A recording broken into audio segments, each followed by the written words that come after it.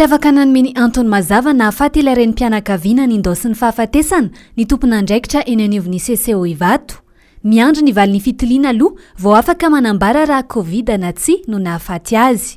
Ity renim-pianakaviana ity dia isan'ireo noahiahina ho nitondra ny tsimon-karetina coronavirus. Tena misy tokoa le olona maty ary ny fandraika le izy tamin'ny ilay nanaovana antsoavo teto amin'ny fahitalavitra teto aminareo mihitsy zany sy nanaovana tamin'ny fampelezam-peo lay cotis ny ainga tamin'ny le 8 avril 2020 tao anatin'izany cotis zany satria raha tadiditsika tsara dia ilay chauffeur no tamin'izay fotoana zay no nanan'ilay hoe tranga positif dia rehefa nisy zay zavatra zay dia nalaina daholy izay zany no fandraisana fepetra natao iza daholy reo olona tao anatin'io fiara io dia tao anatin'izany fiara zany anisany namatoa RCN Samuelina ny natao tamin'izay fotoana zay moa dia nanaovana n'ilay hoe TDR reo olona reo na ilay hoe test de diagnostic rapide rehefa natao lay test ny valin'ilay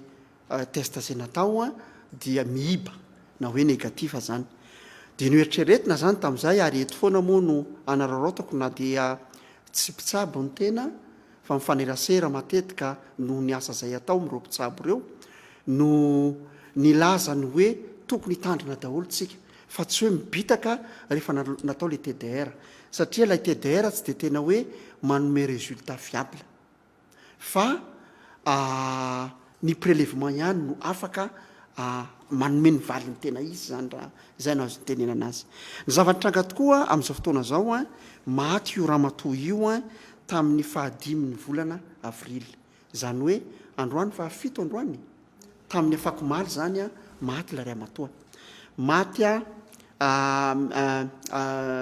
mois de mai tsika azafady indrindra dia maty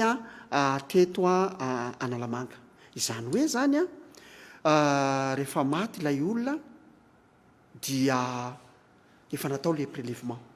fa saingy kosa hatrantsika miteny zao efa ny fampiresaka moa tamin'ireo manam-pahefana namana zay mety afaka maka n'ilay valin'ilay zay zavatra analyse natao zay any amin'ny Institut Pasteur tsika zay inoko fa mety androanina rapitsy mety azo an'izay valiny zay no hoe anaporofona fa coronavirus na tsy nahafaty azy na izany na tsy zany tompoko dia tsara ihany aloha no mampafantatra fa araka ny voalaza nyreo mpitsabo dia toa nanana problème na respiration le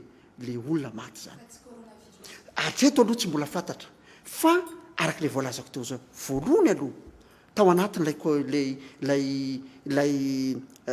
fiara zay nahitana n'le olona nisan'le cas contact zany hoe nisan'le chauffeur efa misy fiahiahina zany ao anatin'izay nilaza koa ny mpitsabo fa nisy fiahiahina ihany le fisefona aloha nafatesany izany hoe zany tsy mbola mitenitsika hoe coronavirus nafaty azy fa mety ho izay koa angamba tsy fantatra